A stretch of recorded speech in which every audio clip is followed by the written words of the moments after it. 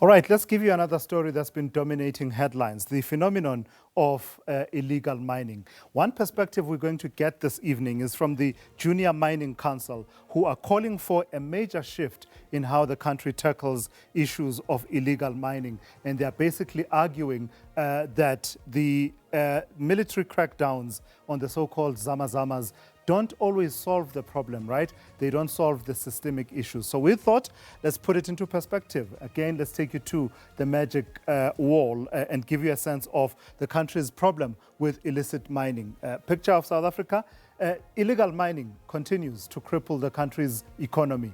And it's a problem that is valued and estimated at about 49 billion rand lost annually. The problem is widespread, and you will see the problematic provinces. Naturally, Gauteng was always going to feature in that particular equation. So you have a province like Gauteng featuring, and then you will have provinces such as Mpumalanga, as well as provinces like the Northern Cape also featuring there. All the big mining provinces in this country. As you know, these are the country's key mining hotspots where both abandoned and active mines are being targeted by syndicates. The scale of the operation is vast and it shows no sign of slowing down.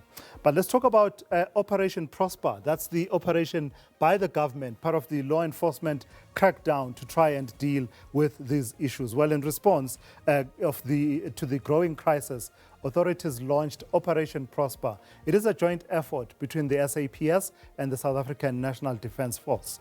In fact, more than 2,200 soldiers, boots on the ground, have been deployed since about April to deal with a number of issues, myriad challenges, including issues of illegal mining activities. And of course, part of the context to the story is that last week you saw 2 soldiers fall to their death in a mining shaft in the area of Gauteng. So as far as the numbers are concerned, you have 2,200 soldiers that have been deployed to deal with various law enforcement issues, including the whole issue of illegal mining. We are told that it's starting to bear fruit already, that deployment, and that number of 1,287 arrests already being effected since the deployment started.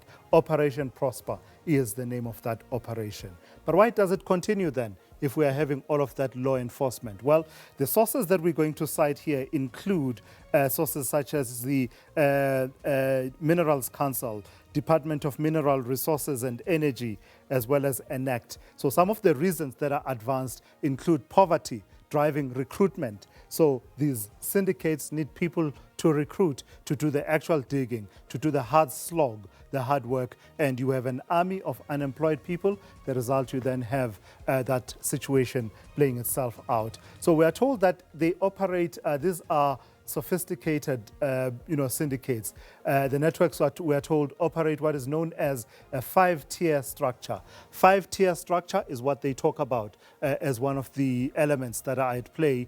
But also, if you're talking about weak enforcement, that would become a problem in the country because, enforcement of the laws also being weak also feeds into that. You have an army of the unemployed, you have sophisticated syndicates, but also enforcement being weak. The result is that really the communities are the ones that are left vulnerable and the ones that suffer the consequences of illegal mining, because it is always associated with a great deal of criminality, as you will have seen in many of the reports in recent years. So that is the broader picture. Let's go into the conversation and bring in the perspective that we've been telling you about. And we're joined now by the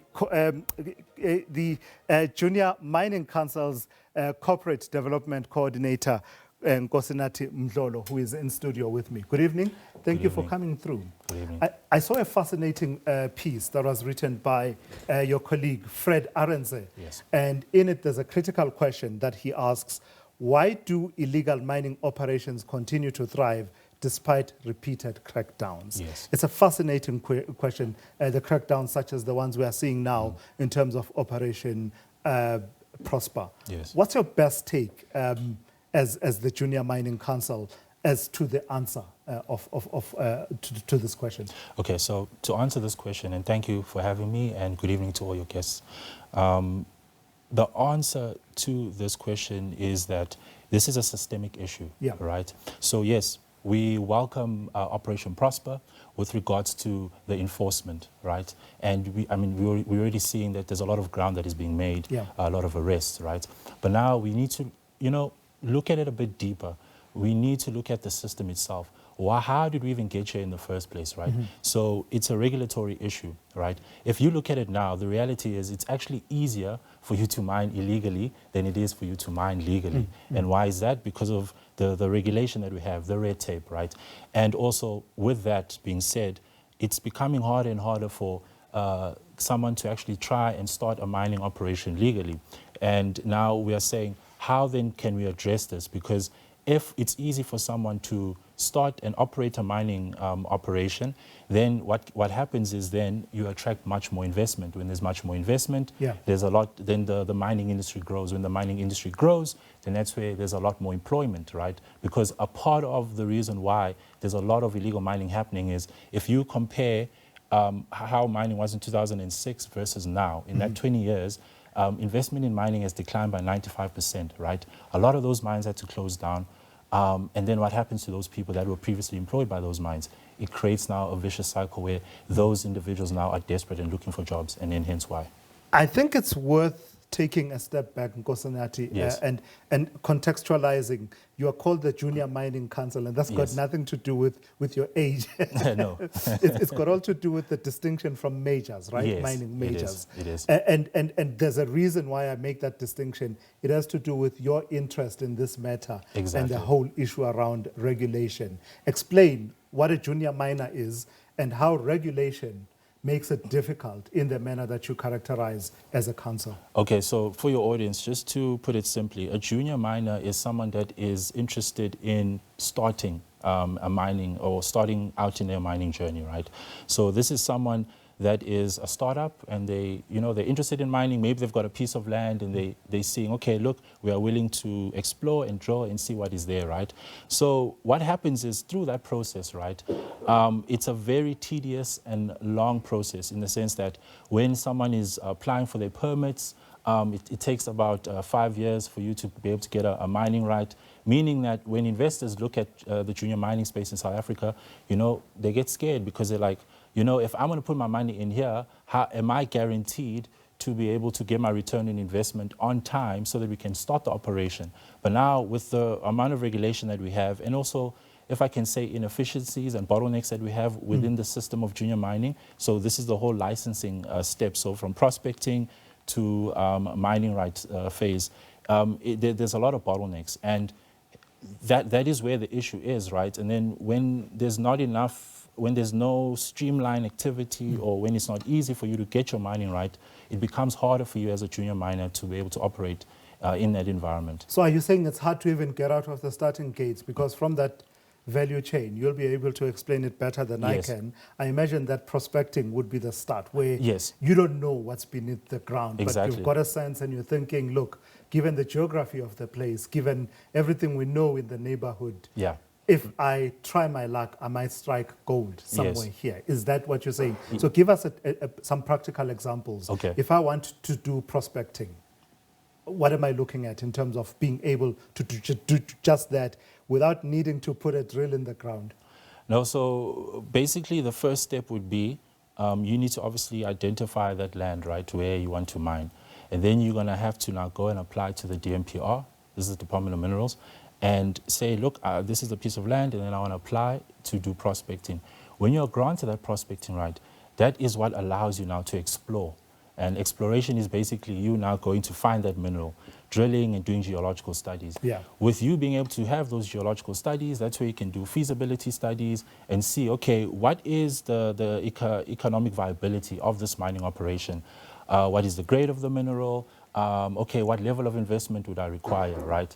So that process is also high risk in the sense that it's capital intensive. It requires you to invest a lot of money into that, right? But now again, in terms of the incentives and the regulations that we have, we do not have anything to incentivize those activities. If you look at Australia or Canada as an example, they've got a system called flow-through shares. That is where they incentivize people to invest in such high-risk activities so that they can promote prospecting in junior mining activity, attracting investment.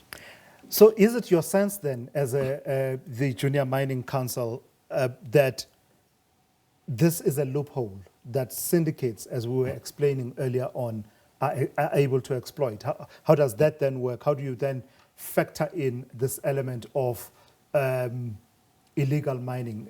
And have you seen examples where people who start out as, I'm going to be going into the mining space legally, but after a long period of time, perhaps you don't know for sure, but you start suspecting that they've gone ahead and Yes. they're operating illegally? Yes, there are many such examples where there are guys that come in with the right intentions. Yeah.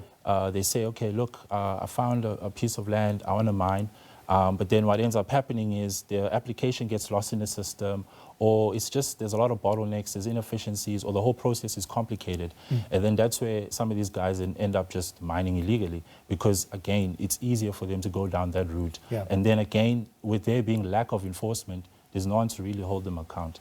Cluster question, and I don't like asking them, but because I'm running out of time, I'm going to Yes. throw everything. Two things. One, Fred Arendse says in that piece that I was alluding to, that this is not to justify criminality. You're putting Yes. it on the table as a factor. But the other element of it is, talk to that firstly, but secondly, I thought we had a whole mission to cut the ribbon, the red tape in doing business in South Africa. Yes. With Operation Vulindlela and everything Yes.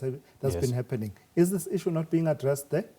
Yeah, so to answer your question, with regards to what Mr. Arendse has stated, right, in his media statement, yes, it's not to promote criminality, but it's also to separate those that want to be involved in legal mining, it's just that they can't because of the high barrier to entry. How can we get them then to be part of the system?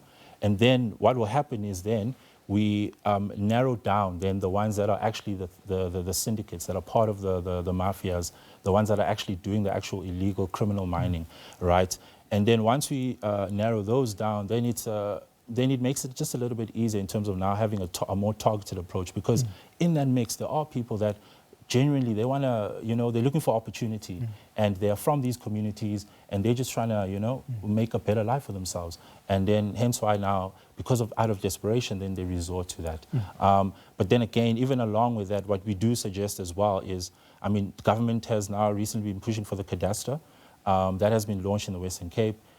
It's going to reach completion, according to them, by next year, March. The digital cadastre, what's it? So digital cadastre is basically a system now that streamlines. You see this process that I was explaining, where to say it's very complicated. Things are everywhere, it takes long for you to be able to process, and sometimes your application gets lost. The cadastre system is digital, so it streamlines that whole process, right? And it's also very transparent, so you are able to see who applied for what and when, and who does this right belong to. And with that also, it will promote a lot of investment, because if we can get that right... So that's a welcome development. Yes, it is welcomed. And if we can get this right, then that's where now a lot of foreign investment will come in, and it's a step in the right direction in terms of revitalizing the mining industry. All right, thanks for coming through. Okay, thank you. I've learned a thing or two about your industry. So thank you for having that conversation with us there. That's Nkosinathi Mdlolo, who is the Corporate Development Coordinator at the Junior Mining Council, talking about other elements that are at play in what you and I encounter as illegal mining, and some of the more systemic issues as opposed to issues strictly to do with law enforcement.